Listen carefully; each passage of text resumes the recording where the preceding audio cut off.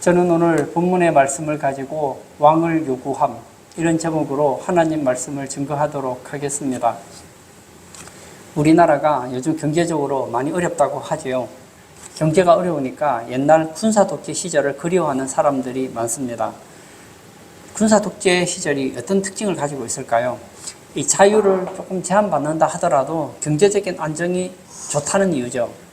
하지만 이 진보적인 생각을 가지고 있는 사람들은 그들을 향하여서 사라져야 할 수구 세력이다, 그렇게 얘기를 합니다.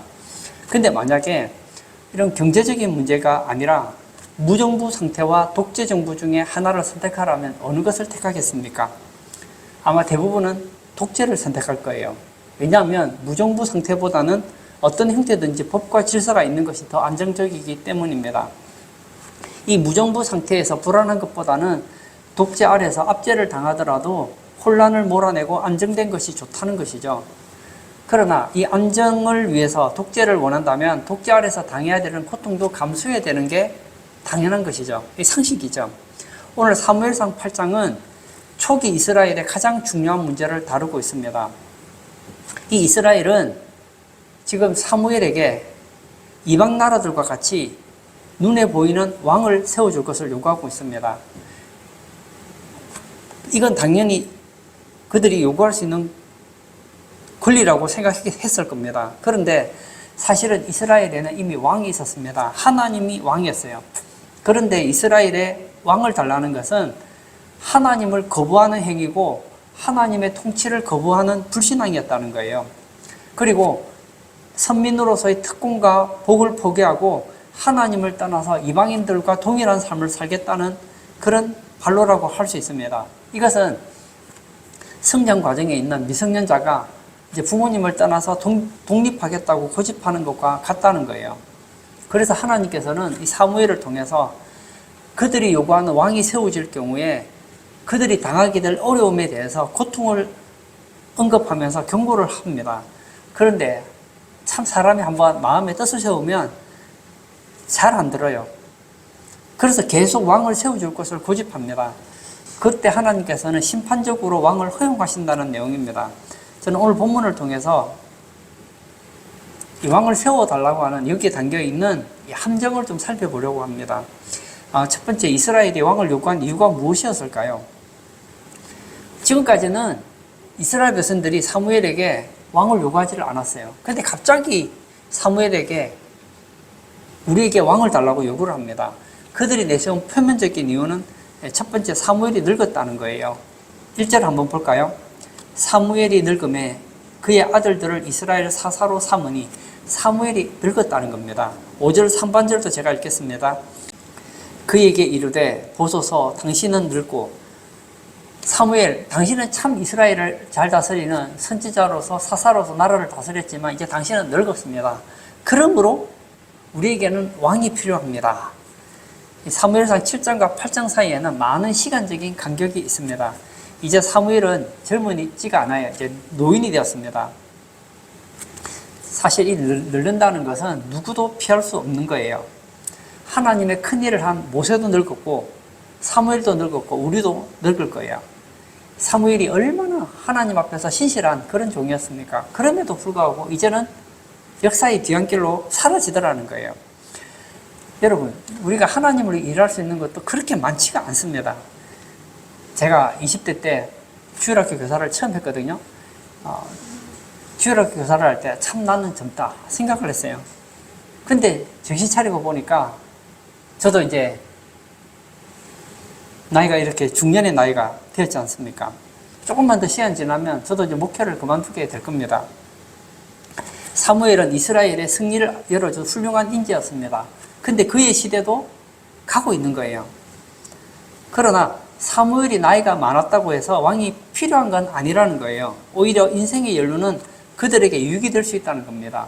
율법은 이렇게 말합니다. 레위기 19장 32절에 너는 샘머리 앞에서 일어서고 노인의 얼굴을 공경하며. 젊은 사람들은 이 노인의 인생 경험을 통해 많은 것을 얻을 수 있다는 거예요. 그러므로 이 사무엘이 늙었다는 것은 왕이 필요하다는 진짜 이유가 아닙니다.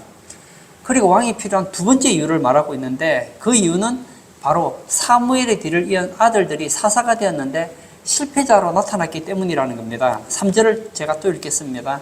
그의 아들들이 자기 아버지의 행위를 따르지 아니하고 이익을 따라 뇌물을 받고 판결을 굽게 하니라. 사무엘에게 두 아들이 있었는데 이제 아버지가 더 이상 사사를 할 수 없게 되어서 그의 아들 둘에게 사사를 맡깁니다. 아버지를 이어서 사사를 한다는 것은 참 복된 일이죠. 그런데 문제는 이 아들들이 아버지의 행위를 따르지 아니했다는 겁니다. 이익을 따라서 판결을 굽게 했다는 거예요. 참 이해가 안 됩니다. 이 사무엘 같은 이런 아버지에게 어떻게 이런 정직하지 못한 아들이 나왔는지 모르겠어요. 성경은 이 부분에 대해서 침묵하는데 몇 가지 생각해 볼 필요가 있습니다. 첫 번째는 사무엘은 정말 나라를 사랑했습니다. 너무 공무에 바빠서 가정일을 소홀히 한 게 아닌가 하는 생각이 듭니다. 교회도 그렇잖아요. 너무 교회를 하다 보면은 가정을 잘 돌아보지 못하다가 자식 문제로 소홀히 하는 경우가 가끔씩 있거든요. 그 다음으로 사무엘은 너무 어려서 부름을 받았기 때문에 가정생활을 충분히 경험하지 못했기 때문이 아닌가 추측할 수 있습니다. 사실 사무엘은 젖을 떼자마자 성전에 가서 한평생 봉사자로 살았습니다. 너무 일찍 부모님을 떠났기 때문에 가정 안에서 아버지가 무엇을 하는 사람인지 잘 모를 수 있습니다. 자녀들이 부모의 사랑을 충분히 받지 못하면 부모로서 자녀에게도 사랑을 잘 할 줄 모른다는 것이죠. 한 가지 더 얘기하자면 이 요엘과 아비야, 이 사무엘의 아들들이 볼 때에 아버지가 너무 훌륭한 거예요. 저도 보면 부모님이 너무 훌륭하면 자식들이 주눅들어서 뜻을 거스리는 경우를 제가 가끔씩 보거든요. 부모님이 너무 뛰어날 때 자식들은 무엇을 하든지 부모하고 비교가 됩니다. 거기에 대한 부담감과 반발심으로 자식들이 삐뚤어져 가는 경우도 종종 있거든요. 사사로서는 형편없는 사사가 나온 것이죠. 근데 이것도 왕을 요구한 진짜 이유가 될 수 없다는 것이죠. 왜냐하면 이 당시 이 사사라는 것은 그냥 상담가 정도지 법적인 권한이 크지 않았습니다. 그리고 이스라엘 전체를 다스리는 것이 아니라 이 당시 사사를 보면 한 지역을 다스리고 있었어요.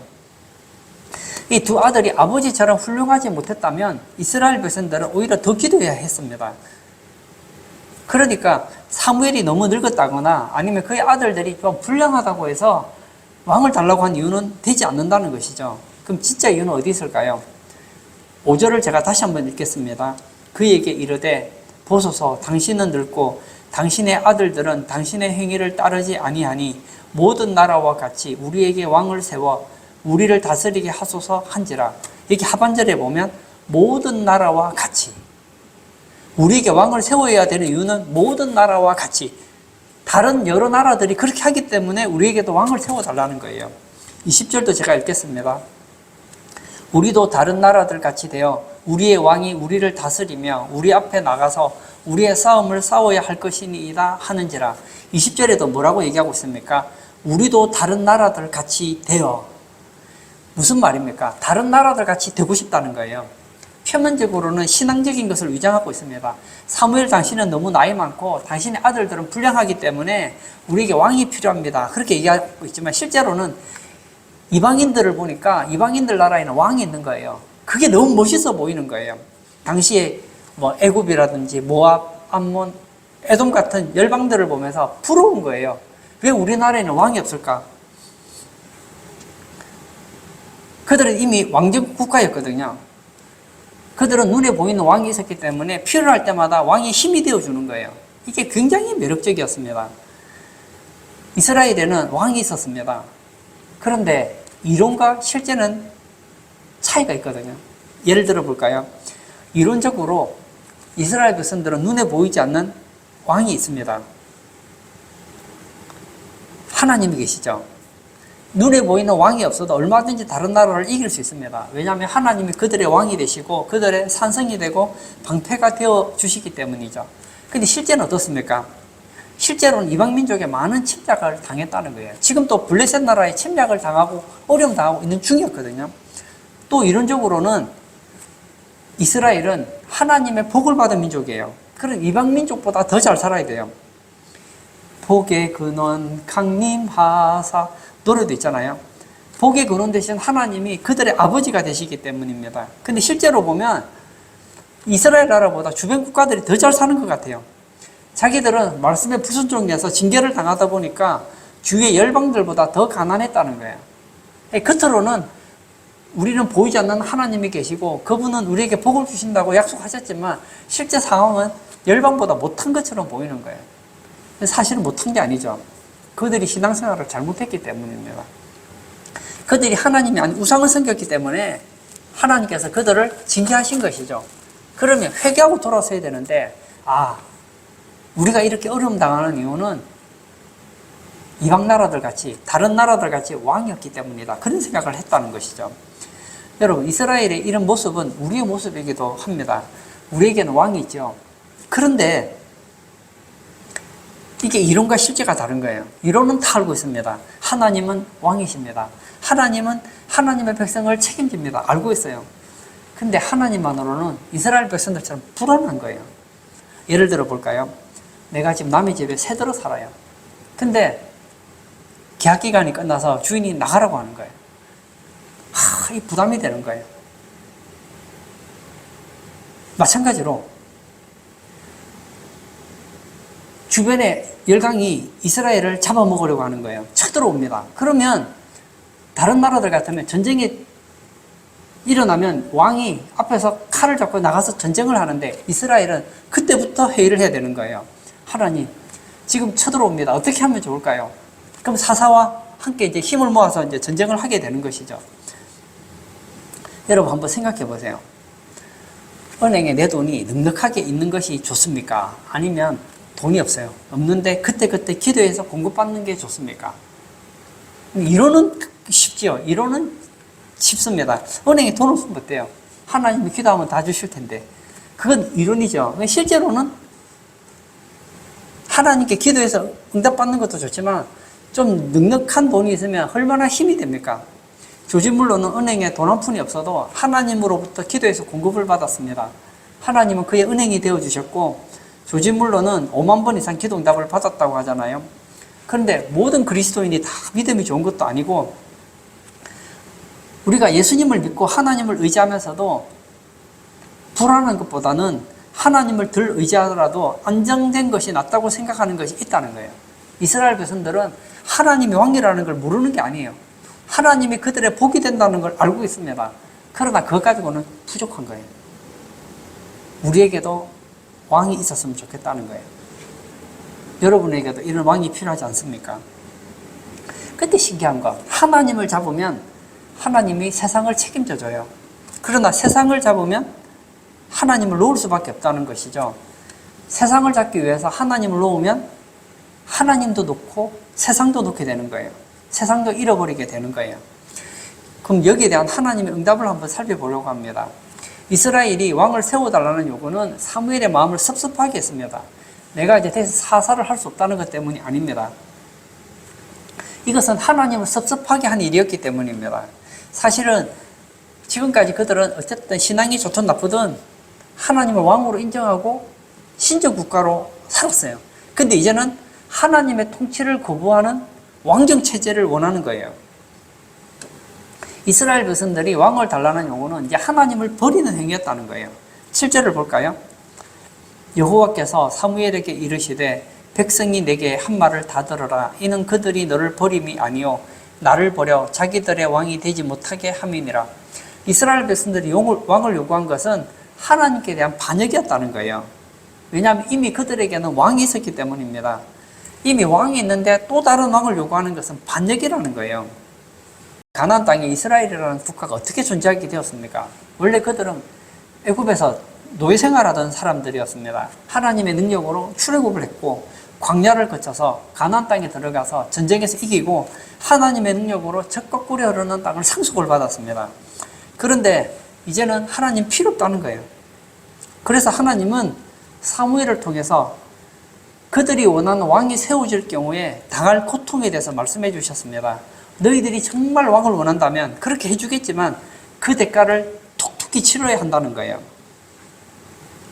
이 특이한 것은 이스라엘 백성이 원하는 그 왕이 세워질 경우에 받게 될 대가를 나타내는 주동사가 반복되고 있다는 거예요. 11절에서 12절을 보면 아들을 데려간다고 합니다. 그 이유는 군사적인 목적이에요. 이 백성들의 의사와는 상관없이 아들들이 전쟁을 위해서 강제적으로 징집되게 되는 거예요. 왕권 유지를 위해서입니다. 13절에는 딸들을 데려갑니다. 이 보조 노동력을 요구하는 사치스러운 왕궁의 모습이 반영됩니다. 14절과 15절에는 거두어 갑니다. 토지 독점 제도를 말하는 것이죠. 왕을 세울 경우에 왕이 백성들로부터 토지를 빼앗아서 자기의 신하들과 향유할 것을 뜻한다는 것이죠. 실제로 사울이 왕이 되었을 때에 밭과 포도원을 자기 하인들에게 배분했습니다. 왕에게 충성하는 자에게 권력 지탱의 방편으로는 백성들의 재산이 이용되는 거예요.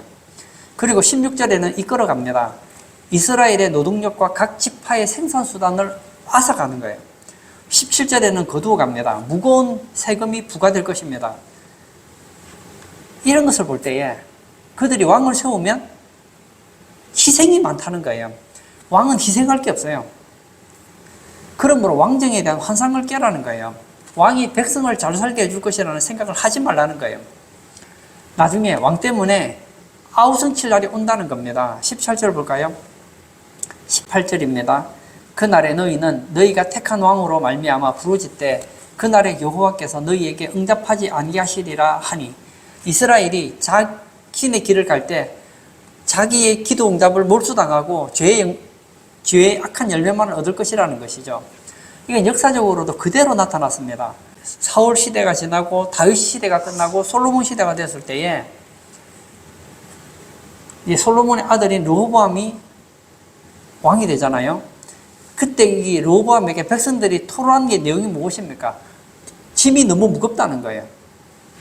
짐이 너무 과중하니 이 짐을 내려달라는 부탁을 하잖아요. 근데 왕이 이 요구를 들어주지 않음으로써 이스라엘이 두 나라로 쪼개지는 거예요. 여러분, 겉으로 보기 좋은 것과 실제로 좋은 건 차이가 있습니다. 하나님의 백성들은 세상을 부러워하는 것이 아니고 세상이 부러워하는 삶을 살아가야 된다는 거예요. 세상이 하나님의 백성들의 다르게 사는 것을 보고 부러워하게 만들어야 되는 거예요. 근데 우리가 세상을 보고 침을 흘리고 세상이 좋아하는 것을 따라가다 보면 하나님 백성의 정체성을 잃어버리게 된다는 거예요. 저는 이 대표적인 얘기가 바로 창세기 13장에 나온 롯의 이야기를 통해 알 수 있다는 거예요. 삼촌 아브라함과 함께 같이 살다가 너무 짐승이 많아져서 헤어지게 되었어요. 그때 롯이 택한 게 무엇이죠? 좀 더 나은 삶을 살기 위해서 애굽 같은 소돔을 택해서 살아가잖아요. 그러다 결국 어떻게 됩니까? 망하잖아요. 세상을 부러워하다 보면 결국은 세상과 함께 망하게 된다는 거예요. 우리는 누구입니까? 세상에 살지만 세상을 부러워하지 않는 사람들. 우리는 세상에 살지만 세상에 속한 자가 아님을 당당하게 드러내며 살아가는 자가 바로 우리라는 거예요. 우리는 왕을 잘 선택해야 됩니다. 이스라엘에는 왕이 있었습니다. 없는 거 아니에요. 그러나 그 하나님을 왕으로 모시기에는 삶이 너무 힘든 거예요. 그래서 어떻게 합니까? 눈에 보이는 왕을 선택한 거예요. 우리가 눈에 보이지 않는 하나님을 왕으로 섬기지 않고 다른 무엇인가를 왕으로 삼으면 결국은 후회할 날이 온다는 거예요. 예, 하나님을 우리의 왕으로 삼는 것과 세상을 왕으로 삼는 것과는 차이가 있습니다. 하나님은 우리의 참된 왕이세요. 그 왕이 이 땅에 사람으로 오셨잖아요. 그분이 바로 예수님이잖아요. 그분은 그의 백성들을 위해서 희생하시고 자신의 것으로 백성을 책임지고 먹이셨습니다. 그 백성들을 위해서 목숨을 버리셨어요. 그분은 수고하고 무거운 짐진 자들을 위해서 숨을 주는 왕이었습니다. 그분은 자신의 모든 것을 내어주시는 왕이었습니다. 하나님은 그의 백성들의 힘을 북돋아 주시고 할 수 없는 일을 하게 하시는 능력을 부여하시는 분이셨습니다. 근데 세상의 왕은 다르다는 거예요. 자기를 위해서 백성들의 힘을 사용하는 거예요. 대조적이죠. 여러분은 어떤 왕을 섬기기를 원하십니까? 어떤 왕의 통치를 받기를 원하십니까? 이론은 아주 쉽죠. 하나님을 왕으로 믿고 하나님의 통치를 받아야죠. 그런데 실제는 다른 거예요. 하나님 안 믿는 세상 사람들을 보니까 그들이 섬기는 왕을 섬기면 뭔가 잘 될 것 같아요. 그러다가 보면 함정에 빠지는 거예요. 사실 하나님은 이스라엘 백성들이 왕을 달라고 하는 걸 기뻐하지 않았어요. 그럼에도 불구하고 이 복되지 않은 것을 허락하시는 것을 보게 됩니다. 사무엘이 아무리 경고해도 백성들의 고집은 꺾지 않습니다. 그들은 자기의 생각을 바꾸려고 하지 않아요. 19절과 20절을 제가 또 읽겠습니다. 백성이 사무엘의 말 듣기를 거절하여 이르되 아니로소이다. 우리도 우리 왕이 있어야 하리니 우리도 다른 나라들 같이 되어 우리의 왕이 우리를 다스리며 우리 앞에 나가서 우리의 싸움을 싸워야 할 것이니이다 하는지라. 하나님은 이스라엘 백성들이 이 불안한 현실을 통해서 하나님을 더 의지하고 순결한 신앙을 갖기를 원했습니다. 여러분, 만약에 신앙과 정치라는 두 마리 토끼를 잡을 수 없다면 무엇을 먼저 잡아야 할까요? 하나님은 신앙을 먼저 잡아야 된다고 생각했는데 이스라엘 백성들은 신앙도 좋지만 정치를 먼저 잡아야 된다고 생각했어요. 그래서 계속 고집하는 거예요. 우리는 왕이 있어야 되겠다는 것이죠. 하나님은 아니다. 너희들이 신앙이 먼저다. 하나님은 신앙이 먼저라고 말씀하시고 백성들은 정치가 먼저라고 얘기를 해요. 그런데 지금 당장 급한 건 신앙이 아니에요. 주변국들이 언제 쳐들어올지 모르는 이런 가운데서 우리를 다스리고 우리를 위해 싸워줄 수 있는 왕이 필요한 거예요. 할 수 없이 하나님은 이스라엘에게 왕을 주시기로 허락하십니다. 근데 기뻐한 건 아니에요. 22절 볼까요? 여호와께서 사무엘에게 이르시되 그들의 말을 들어 왕을 세우라 하시니 사무엘이 이스라엘 사람들에게 이르되 너희는 각기 성읍으로 돌아가라 하니라. 하나님께서는 이스라엘의 요구대로 왕을 세울 것을 사무엘에게 명하셨습니다. 사실 신명기를 보면 하나님은 이미 다 알고 계셨어요. 이스라엘 백성들이 결국은 왕정 시대를 돌아가게 될 걸 알고 계셨어요.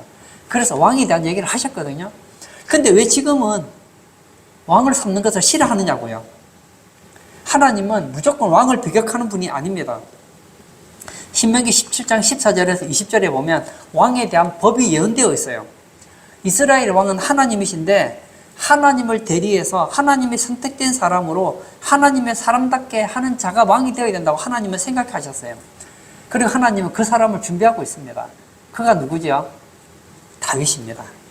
그런데 이스라엘은 마치 아이들이 부모를 쫄라서 억지로 허락을 받는 것처럼 욕심을 부리고 있는 거예요. 하나님께서는 기뻐하지 않음에도 불구하고 허락하셨습니다. 이건 기뻐한 게 아니라고요. 호세아 선지자를 통해서 말씀하십니다. 호세아 13장 11절에 내가 분노함으로 내게 왕을 주고 진노함으로 피하였노라. 하나님께서 도와달라고 막 때를 쓰면 하나님 허락할 때가 있어요.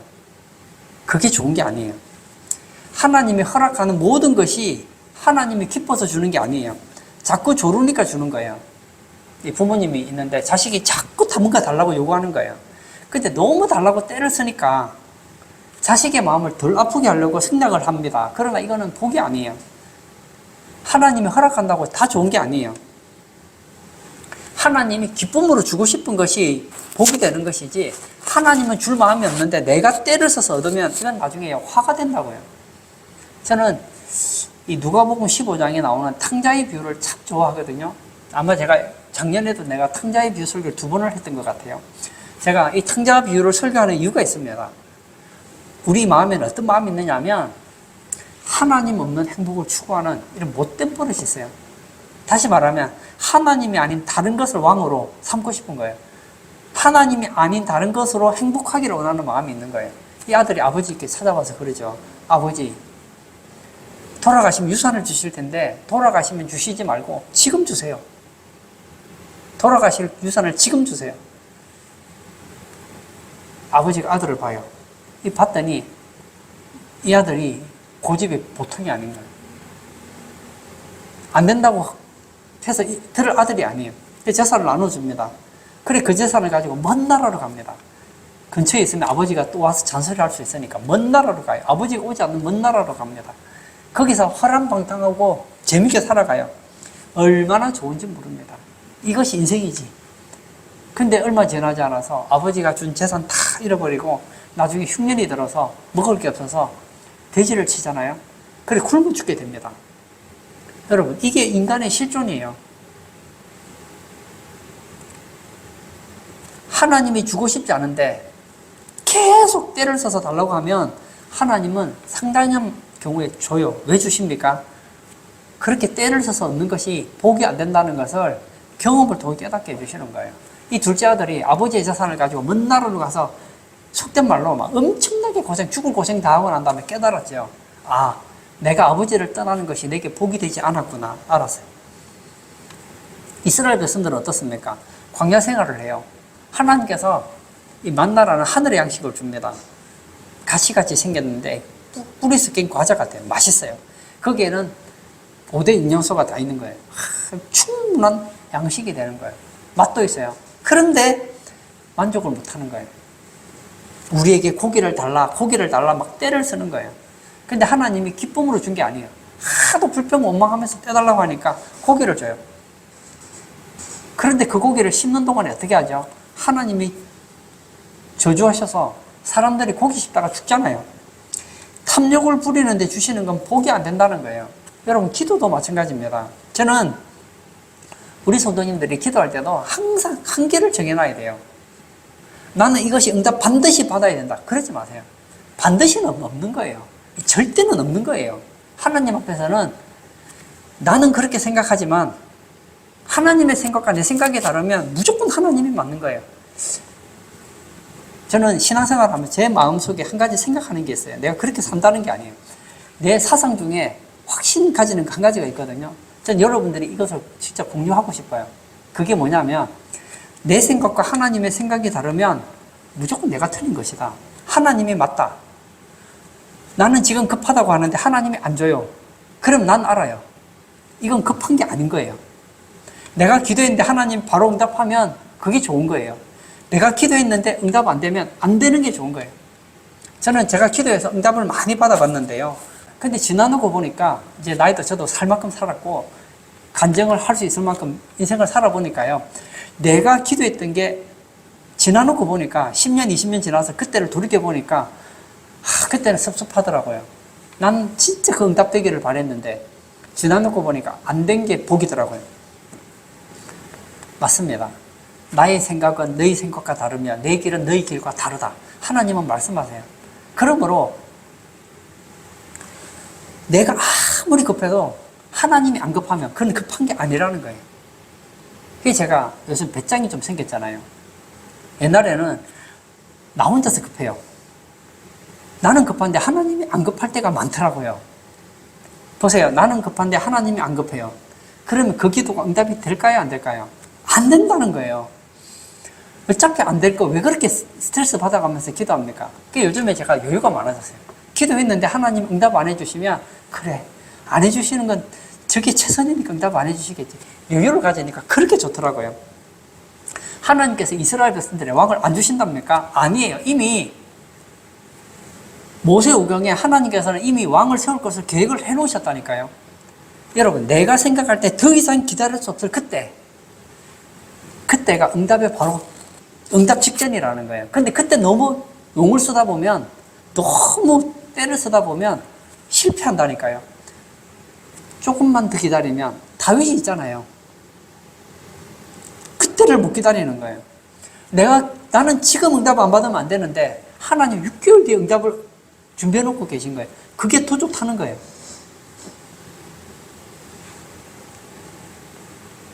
오늘 예배 참석하신 사랑하는 성도님, 우린 기도할 때 하나님 이건 반드시 응답해 주셔야 됩니다. 그게 아니고 하나님 저는 이 기도가 응답되기를 바랍니다. 하지만 하나님이 기뻐하는 것이 아니면 절대로 이루어지지 않게 해주십시오. 멋진 기도예요. 예전에 제가 어떤 목사님을 알고 있는데 이 목사님은 기도 제목을 받으면 늘 기도 제목을 받으면 기도를 해요. 그리고 나서 끝날 때마다 꼭 기도를 해요. 하지만 이 기도가 하나님께 영광이 되지 않고 이 가정에 복이 되지 않으면 안 되게 해주시기를 바랍니다. 그렇게 기도를 했어요. 그러니까 교인들이 안 좋아하는 거예요. 교인들이 안 좋아하는 거예요. 교인에게 기도 제목을 부탁해서 기도를 받았잖아요. 그 기도를 하는데 나는 반드시 응답되기를 바라는데 자꾸만 이 목사님은 그런 기도를 안 하니까 한 번은 기도 제목을 놓고 기도를 하려고 하는데 목사님 오늘은 하나님이 원하시지 않으면 그런 기도 좀 하지 마시고 하나님이 원하시지 않으셔도 반드시 되게 해달라고 기도해달랬다는 거예요. 그리고 나서 그 기도가 응답이 됐어요. 됐는데 나중에 그것 때문에 집안이 얼마나 어려움을 많이 당했는지 몰라요. 그래서 이 목사님께 그렇게 얘기했다는 거 아닙니까? 목사님, 그때 제가 기도를 잘못했습니다. 주님이 기뻐하지 않으시면 응답이 안 되어야 되는데 주님이 기뻐하지 않는 것을 끝까지 받아내려고 해서 받았는데 그게 오히려 우리 가정에 화가 됐다는 것이죠. 그렇습니다. 하나님은 우리를 사랑하세요. 우리에게 가장 좋은 것을 주고 싶어 하십니다. 우리에게 좋은 걸 주고 싶어서 안달이 나신 분이 하나님이신데 그 하나님이 응답을 안 해주신다면 왜 안 해주실까요? 안 해주는 게 나으니까 안 해주시는 거 아니겠습니까? 이스라엘 백성들은 지금 왕이 필요합니다. 왕이 필요해요. 하나님 왕 주세요. 사무엘 우리에게 왕을 만들어주세요 하고 있는데 하나님은 아니라는 것이죠. 아직은 때가 아니라는 거예요. 언제요? 너희들이 신앙을 회복하면 그때 내가 왕을 줄게. 하나님은 생각하고 있는 거예요. 그러나 그들은 신앙은 두 번째고 우리에게는 정치적으로 우리나라를 지켜줄 수 있는 왕이 필요합니다. 실제로 사울이 왕이 되었지만 이스라엘이 정말 블레셋으로부터 자유했습니까? 자유하지 못했잖아요. 결국 이스라엘 왕은 죽임을 당하잖아요. 그러나 하나님의 마음에 합했던 다윗이 왕이 됐을 때는 어땠습니까? 정말 하나님이 기뻐하는 왕을 세웠을 때에는 이스라엘 나라가 부강했던 걸 보지 않습니까? 결론을 짓고자 합니다. 로마서 12장 2절을 제가 읽고 마무리 지으려고 합니다. 너희는 이 세대를 본받지 말고 오직 마음을 새롭게 함으로 변화를 받아 하나님의 선하시고 기뻐하시고 온전하신 뜻이 무엇인지 분별하도록 하라. 하나님의 뜻을 알기 위해서 노력하십시오. 여러분 잘 모르시겠거든 기다리십시오. 저처럼 해보세요. 내가 기도했는데 응답이 안 된다. 그러면 하나님께 맡기세요. 지금 응답 안 되는 건 하나님이 더 좋은 계획이 있는 게 아닐까 하고 한번 여유를 가져보세요. 내가 무엇인가가 필요해서 하나님께 구하는데 하나님이 주시지 않는다면 지금은 주시지 않는 것이 더 낫기 때문에 주시지 않는 것은 아닐까 하고 한번 생각해 보라는 거예요. 하나님의 때가 있다는 거예요. 하나님의 때를 기다리는 사람은 복이 있습니다. 그러나 내 고집을 포기하지 못하고 하나님의 때보다 내 뜻을 먼저 이루려고 하는 사람은 결국 그것 때문에 화를 일으키게 된다는 거예요. 오늘 예배 참석하신 사랑하는 성도님, 이스라엘 백성들은 왕을 고집했습니다. 그러나 그 왕이 있음에도 불구하고 이스라엘은 여전히 주변 국가들 때문에 힘들었던 거 우리는 보게 되거든요. 그리고 하나님은 이스라엘 백성들이 왕을 안 주겠다는 게 아니잖아요. 아직 때가 아니라는 거예요. 하나님이 아니라고 하는데 악착같이 받아내려고 했던 그 이스라엘 백성들을 보십시오. 결국은 불행했던 걸 보잖아요. 우리 성도님들은 하나님의 뜻보다 내 뜻을 앞세우지 마시기를 바랍니다. 늘 하나님의 뜻을 앞세우고 내가 아무리 중요하고 아무리 급해도 하나님이 주시지 않으면 하나님께는 내가 모르는 다른 뜻이 있겠지 하고 여유를 가지시는 그런 복된 성도님 되시기를 축복합니다. 그리하 해서 정말 하나님의 은혜와 복을 날마다 경험하시는 복된 성도님 다 되시기를 축복합니다. 이 시간 한번 같이 기도하기를 원합니다. 하나님은 이스라엘 백성들에게 왕을 주시기를 원하셨어요. 나중에 진짜 왕 중에 왕을 보내주시잖아요. 예수라는 왕을 보내주시잖아요. 우리는 급해요. 지금 당장 내 문제를 해결해 줄 그 왕을 찾습니다. 그게 하나님의 때와 맞으면 제일 좋겠지만 만약 맞지 않다면 우리는 포기할 수 있어야 된다는 거예요.